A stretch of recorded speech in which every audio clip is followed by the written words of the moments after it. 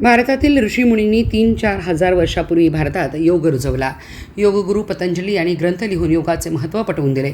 मनुष्याला उत्तम दीर्घायुष्य बहाल करणाऱ्या योगाला पंतप्रधान नरेंद्रजी मोदी यांनी संयुक्त राष्ट्रसंघाच्या माध्यमातून 190 देशामध्ये योगाचा प्रसार व प्रचार करून जागतिक मान्यता मिळवून दिली. त्यावेळी जागतिक योग दिन जगभर उत्साहात साजरे होऊ लागले, असे प्रतिपादन गुलाबराव पाटील मेमोरियल ट्रस्टचे संस्थापक चेअरमन पृथ्वीराज बाबा पाटील यांनी केले.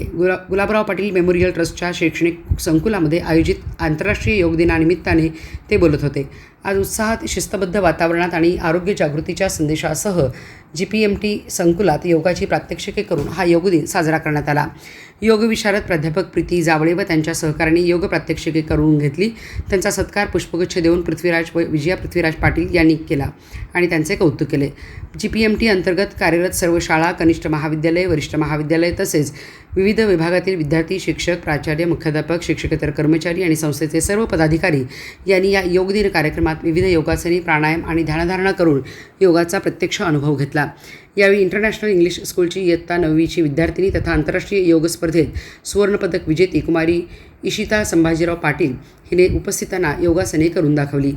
पृथ्वीराज बाबा पुढे म्हणाले, योग ही भारताने संपूर्ण जगाला दिलेली अनमोल देणगी आहे. निरोगी, सुदृढ आणि सकारात्मक जीवनासाठी प्रत्येकाने दररोज नियमित योगाभ्यास करणे आवश्यक आहे. विद्यार्थ्यांनी योगाला आपल्या दैनंदिन जीवनाचा अविभाज्य भाग बनवावा. यावेळी त्यांनी योग दिनाच्या सर्वांना शुभेच्छा दिल्या.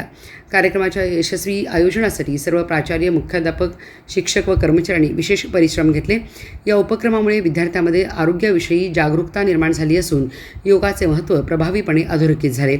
सामूहिक योगाभ्यास, निरोगी जीवनाचा संकल्प आणि आंतरराष्ट्रीय योग दिनाच्या शुभेच्छासह कार्यक्रमाचा समारोप करण्यात आला.